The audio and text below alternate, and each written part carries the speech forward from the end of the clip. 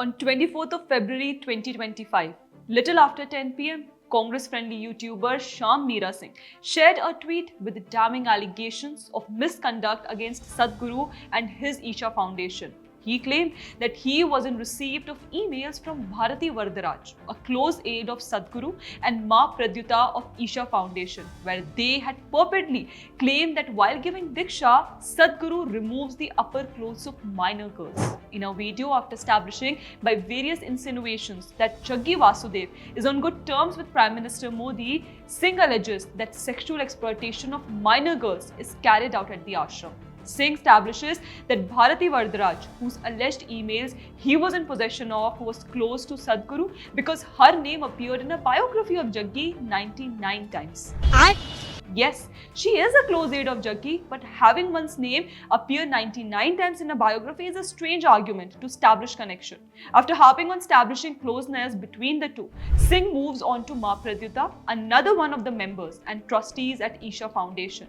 He claims in his video that he is in possession of emails sent by Ma Pradyuta to Sadhguru expressing apprehensions regarding certain rituals during the Diksha ceremony of minor girls at the Isha Foundation. The entire premise was based on purported leaked emails where Ma Pradyuta and Bharati Varadaraj use official email IDs, but Sadhguru responds from something like chamundi333@gmail.com email ID. Singh even goes on to prove that emails he was in possession of were actual ones and not someone taking him for a ride. For that, he claims that he clicked on Show Original in Gmail, which opened an HTML document, and that is how he verified the truth about the emails. This is laughable to say the least. In fact, Isha Foundation not only refuted the allegations but also said that the emails were fabricated. No wonder not even mainstream media bothered to report the allegations.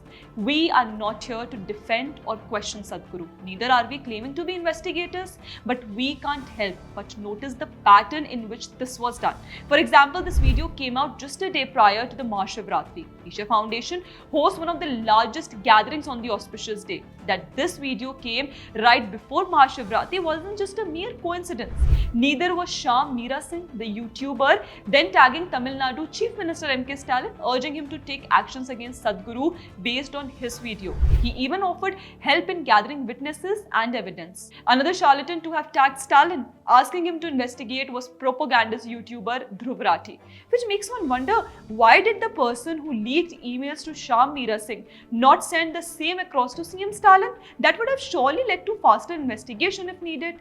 Now the hit job against Sadhguru also coincides with the visit of Karnataka Deputy Chief Minister D.K. Shivkumar and Union Home Minister Amit Shah to the Isha Yoga Center for Mahashivratri. D.K. Shivkumar has been under fire from Congress supporters online for having visited the Mahakumbh. His loyalties were questioned, and it was alleged that his visiting Sadhguru was damaging the core of the party. Shivkumar also shared a stage with Union Home Minister Amit Shah, which might have added fuel to the fire. But one interesting thing that happened here was following D.K. Shivkumar's visit to Isha Foundation, the Congress-friendly ecosystem has stopped discussing the allegations put forth by Sham Meera Singh. It also makes one question the timing of the hit job. Was the intention behind the controversy to get Sadhguru arrested from stage on Mahashivratri in presence of the Union Home Minister?